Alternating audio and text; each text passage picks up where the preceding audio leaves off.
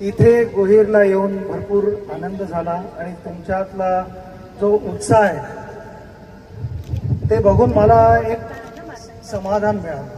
मलाच नाही पण माझ्याबरोबर सानिया आहे, सहारा आहे, STF फाउंडेशन, स्नायडरची टीम पण आहे इकडे, ज्याने भरपूर मेहनत केलेली आहे. ह्या गोष्टी अशा सहजासहजी घडत नाहीत, त्यासाठी एक स्पेशल एफर्ट करावा लागतो. मला आठवतं आम्ही एक ऑलमोस्ट 2015-2016 साली दिल्लीला बसलो होतो, स्नायडर टीम बरोबरच बसलो होतो आणि आमचं डिस्कशन होतं की आपण काहीतरी असं समाजासाठी करायला हवं ज्याने ते इंग्लिशमध्ये कॉन्व्हर्सेशन होतं, त्यामुळे मी त्यांना बोललो की it should bring a smile to that face. आणि त्यामुळे आमच्या फाउंडेशनचं ह्याचं नाव आम्ही स्प्रेडिंग हॅपीनेस इंडिया फाउंडेशन म्हणून दिलं.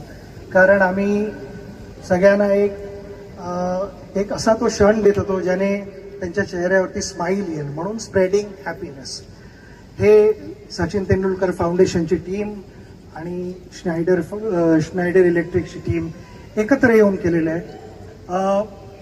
जसं आत्ता सांगितलं गेलं की आत्तापर्यंत आम्ही 500+ शाळांना सोलर एनर्जी प्रोव्हाइड केलेली आहे आणि तिकडे जे एक डिजिटल क्लासरूम आहे ती 500+ शाळांना झालेली आहे, ज्याच्यामुळे 1,65,000 हा एक रफ नंबर आहे, मे बी त्याच्याहून थोडे जास्त पण असतील, मुलं मुलींना फायदा झाला आहे.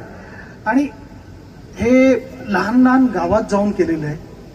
कारण मला वाटतं असे जे छोटे डायमंड्स असतात, हे हिरे, हे अशाच ठिकाणी मिळतात. त्यांना टीचर्स शिकवून त्या डायमंडला पॉलिश करून त्याला व्हॅल्यू देतात आणि हेच मुलं मुली मोठे होऊन देशाचं नाव अजून मोठं करणार आहे. आपल्याला सगळ्यांना माहिती आहे की किती गरज आहे ह्या वयात बरोबर जो एक अभ्यास करतो. तुम्ही टीव्हीवरती अभ्यास करायचा मी कधी केला नाही, माझे ऐकू नका अजिबात, मी मस्ती करायचो भरपूर. तुम्ही मस्ती करा आणि अभ्यास पण करा आणि जे तुम्हाला मोठं होऊन जे काही करायचे त्या गोष्टी तुम्ही करायला पाहिजेत. आणि ह्याच्यात मी म्हणेन टीचर्स आणि घरी आई बाबा, आजी आजोबा, भाऊ बहीण जे कोण असतात त्यांचा सपोर्ट, त्यांच्याकडनं तुम्हाला एक प्रोत्साहन मिळणं भरपूर महत्वाचं असतं. कारण मी ज्या वेळेला लहान होतो त्यावेळेला माझे वडील प्रोफेसर होते, माझे वडील लेखक होते, पण त्याने मला कधीच फोर्स नाही केलं की मलाही प्रोफेसर व्हायचं आणि मलाही टीचर व्हायचं आहे, मलाही कविता लिहायच्या, असं कधीच मला फोर्स नाही केलं. त्याने आधी माझी आवड काय आयुष्यात ते समजण्याचा प्रयत्न केला. ज्या क्षणी त्यांना कळलं की माझी आवड क्रिकेट खेळायचं, कुठचाही स्पोर्ट खेळायचा, आणि त्याच्यात मला त्याने प्रोत्साहन दिलं.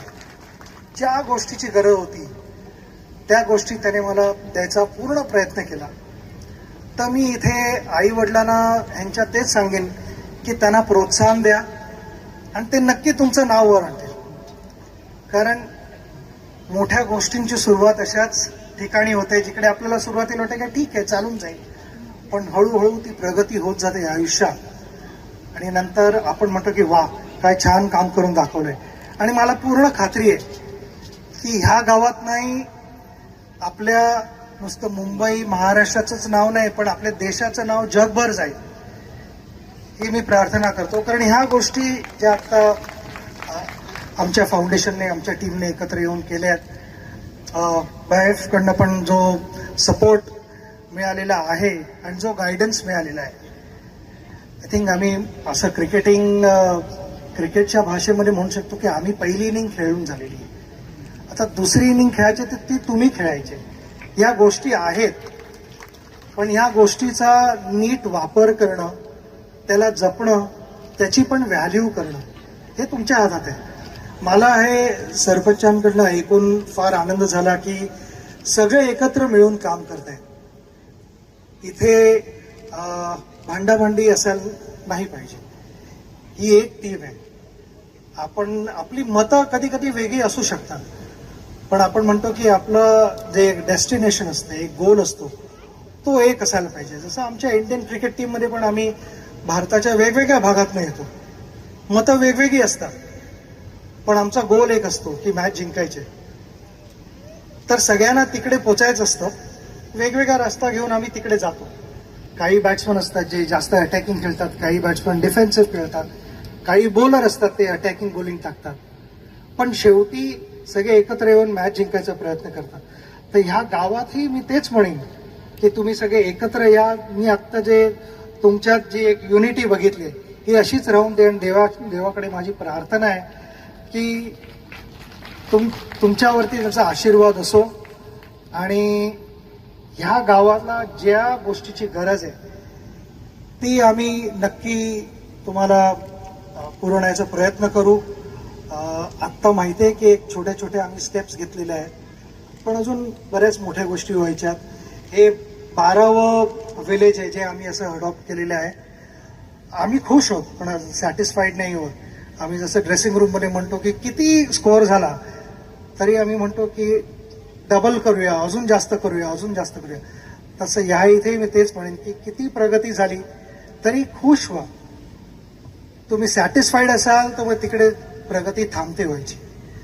तर प्रगती होत राहून दे अशीच देवाकडे प्रार्थना. थँक्यू. परत तुम्ही मला इथे आल्याबद्दल आम्हाला एवढं प्रेम मिळालंय की मी सारा आणि सानियाला तेच सांगत होतो की इथनं आपण जेव्हा घरी जाऊ त्यावर ह्या जागेला मिस करू, आणि ते नक्की आहे. मी तुम्हाला एवढंच सांगू इच्छितो की असेच राहा, खुश राहा आणि देव तुम्हाला नेहमी हेल्दी ठेव. सगळ्यांना, पोरांना आणि पोरींना सगळ्यांना आमचे गुड विशेस आहे. थँक्यू.